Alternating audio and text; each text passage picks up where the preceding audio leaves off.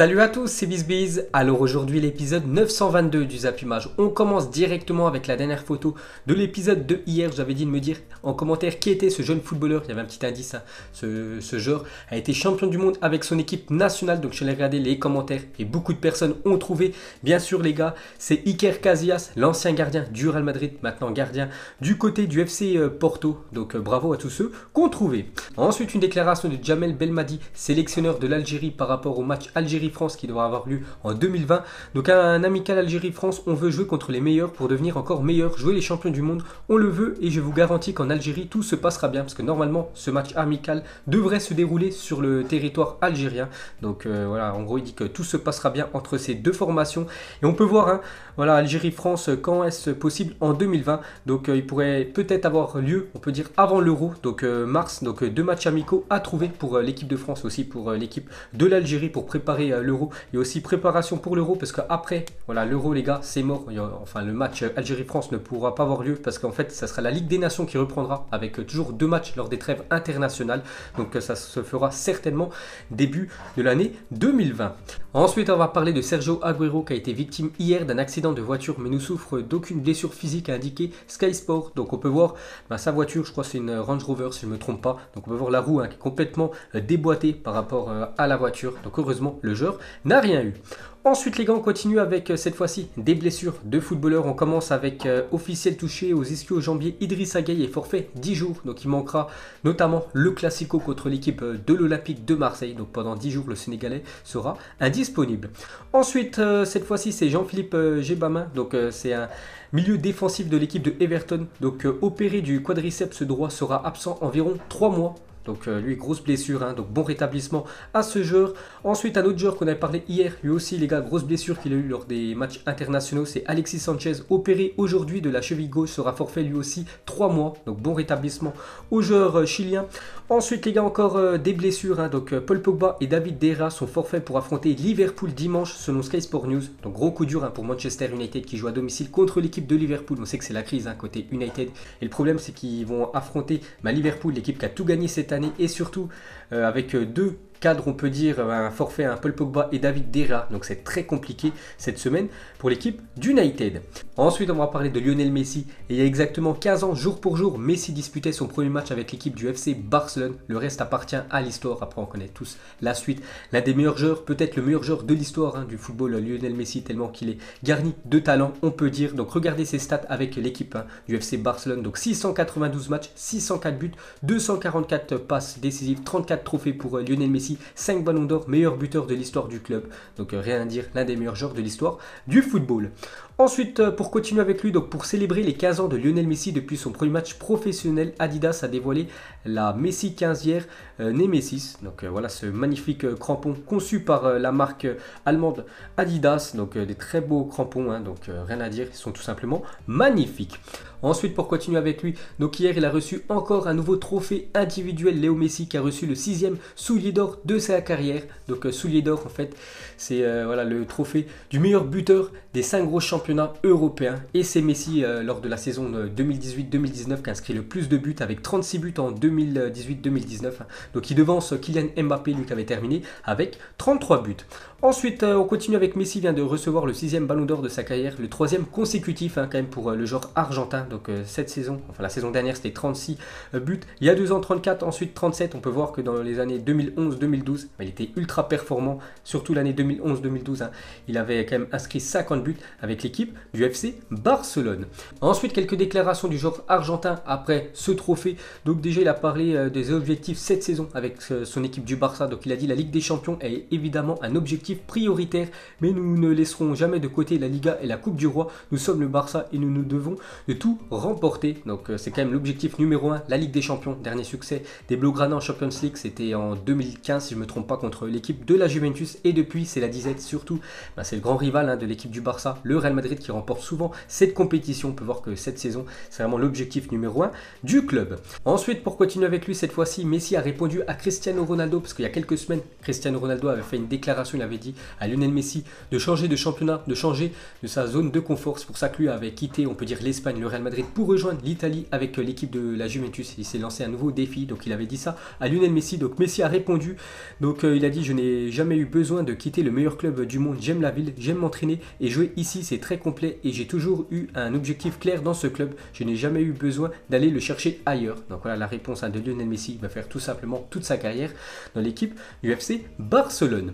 Ensuite les gars, on revient sur CR7, donc le bilan de Cristiano Ronaldo quasiment 1 an et demi après son arrivée en Italie. Donc les effets de l'arrivée de Cristiano Ronaldo à la Juventus Turin. Donc déjà plus de 1 million de maillots vendus juste pour Cristiano Ronaldo, ce qui est quand même énorme. Donc 58 millions de recettes supplémentaires pour l'équipe de la Juventus. Donc c'est vrai qu'ils l'ont acheté 105 millions d'euros. Déjà plus de 58 millions d'euros de recettes supplémentaires pour l'équipe de la Juve avec l'arrivée de CR7. 3 nouveaux partenaires et 38 millions de fans en plus dans le monde. Donc voilà l'effet CR7. Ensuite regardez le top 5 des sportifs ayant généré le plus de revenus grâce à leur publication Instagram. Donc on peut voir déjà que des footballeurs et sans surprise le premier c'est Cristiano Ronaldo qui a empoché plus de 43 millions d'euros. Après je ne sais pas si c'est sur cette année 2019 ou 2018 ou c'est en tout. Voilà, depuis qu'il a ouvert son compte Instagram et plus de 43 millions d'euros générés avec son compte Instagram. C'est quand même le jackpot pour Cristiano Ronaldo devant Messi. En troisième position David Beckham. Ensuite les gars, on va parler du choc entre le Barça et le Real Madrid. Donc ça devait se jouer le 26 octobre. Donc suite au conflit actuel en Catalogne, le Classico du 26 octobre pourrait être reporté au 4 ou au 18 décembre prochain selon le journal Mundo Deportivo. Parce qu'en fait il y a beaucoup de manifestations actuellement en Catalogne. Et voilà, le match pourrait être tout simplement reporté à cause de ces manifestations. Donc affaire à suivre. Ensuite une déclaration de Dani Alves, l'ancien parisien qui a quitté le club il y a quelques semaines. Donc il a dit: Paris est une ville stressante, je n'aime pas trop ça, cela rappelle un peu Sao Paulo, mais là ce sont des putains de racistes, en parlant des Parisiens. Avec moi ils n'ont rien fait car j'en voyais chez tout le monde, mais je le voyais avec mes amis. Donc c'est pas très cool quand même de cracher sur son ancien club et surtout sur son ancienne ville qui est Paris, où il a habité quand même pendant 2 ans. Dani Alves, et surtout il n'a pas craché sur son énorme salaire qui touchait du côté du Paris Saint-Germain, donc c'est pas très cool de la part du Brésilien. Et pour finir sur cette affaire, donc la réponse de Pierre Ménez à Dani Alves qui a dégommé Paris dans une interview. Donc il a dit: pour avoir vu Alves plusieurs fois à Paris, il n'avait pas l'air en souffrance. Je déteste les gens qui crachent dans la gamelle qui les a si bien nourris. Donc par rapport à son salaire, c'est vrai qu'il a touché énormément d'argent. Et voilà, quelques semaines après avoir rejoint, on peut dire, l'équipe de Sao Paulo, son nouveau club au Brésil, maintenant il crache sur la ville de Paris. Donc c'est très moyen, je vous ai dit, ce qu'a fait le joueur brésilien. Ensuite, cette fois-ci, les gars, on va parler de Marco Verratti. Donc lui, il n'a pas du tout craché sur la ville de Paris. Il s'y sent bien, on peut dire, à Paris. Et surtout avec son club du Paris Saint-Germain. Donc il a dit: je suis sûr que gagner à Paris serait différent que si je signais demain au Real Madrid, à Barcelone, et que je gagnais quelque chose avec eux. J'aimerais faire quelque chose d'important ici. Si je gagne ici, ce sera différent. Parce que voilà, quand il parle du Real Madrid et le Barça, c'est des équipes qui gagnent souvent, on peut dire, de grands trophées. Alors que l'équipe du PSG, il l'a jamais fait. Et bien sûr, ce serait différent de le gagner pour la première fois avec cette équipe du Paris Saint-Germain. Et pour finir avec lui, il a dit: je déteste dégager le ballon sans savoir à qui je le donne. Je déteste vraiment ça. Je préfère prendre un but plutôt que de dégager n'importe où. Je n'y arrive pas.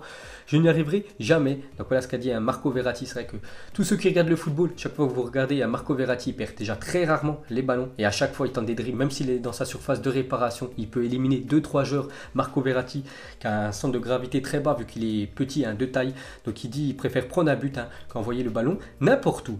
Ensuite les gars, on va parler de Sadio Mané. N'a jamais perdu un seul match à Anfield, Première Ligue, Ligue des Champions plus FA Cup depuis qu'il joue en Première Ligue. Ça inclut ses 3 saisons quand même à Liverpool, mais aussi ses 2 saisons quand il évoluait sous les couleurs de Southampton avant de rejoindre l'équipe de Liverpool.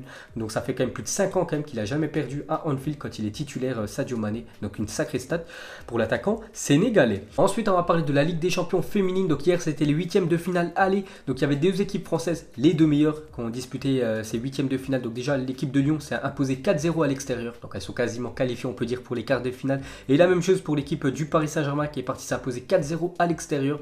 Donc il n'y a vraiment pas de suspense, on peut dire, dans le foot féminin. Donc voilà, quasiment on peut voir déjà toutes les équipes qui sont qualifiées parce qu'il y a beaucoup d'équipes qui ont gagné à l'extérieur, dont le Bayern Munich à 5-0.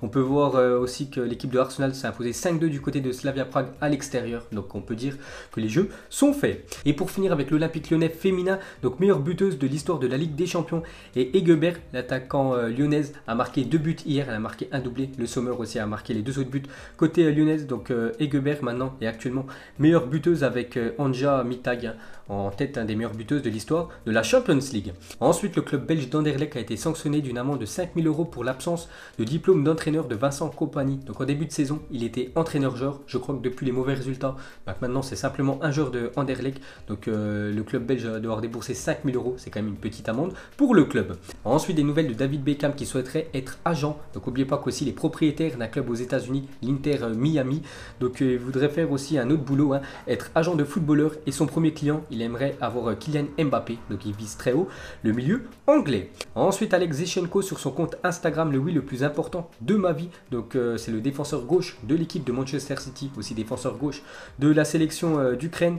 Donc après le match gagné contre le Portugal, donc regardez ce qu'il a fait par rapport à sa femme. Il a demandé en mariage, donc elle a accepté. Et pour lui, c'est le oui le plus important de sa vie. Ensuite, selon les médias serbes, l'Olympique de Marseille serait prêt à offrir 5,5 millions d'euros pour recruter le défenseur e-sport serbe Pavlovic. Donc 18 ans, il joue au Partizan Belgrade, donc je le connais pas du tout, mais bon, on peut voir que c'est un jeune joueur avec un sacré physique, donc c'est le prochain objectif certainement pour l'équipe de l'OM pour le recruter. Ensuite, regardez les meilleurs buteurs des qualifications de l'Euro 2020 pour l'instant. Donc le premier, c'est Zahavi, l'attaquant de l'Israël qui a marqué quand même 11 buts. Deuxième, un attaquant russe, et on peut voir en troisième position l'attaquant Harry Kane aussi, Sterling, le joueur anglais. Ensuite, l'Espagne va disputer l'Euro pour la 7e fois consécutive, sa meilleure série. Jamais la sélection espagnole avait enchaîné autant d'euros.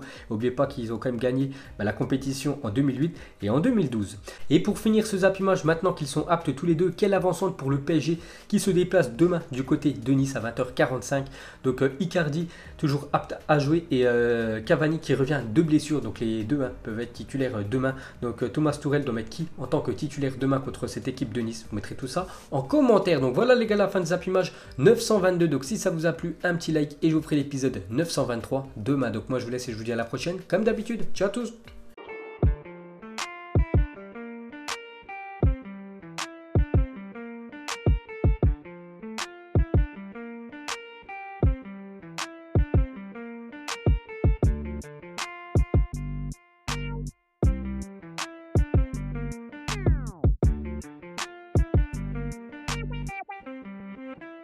Narco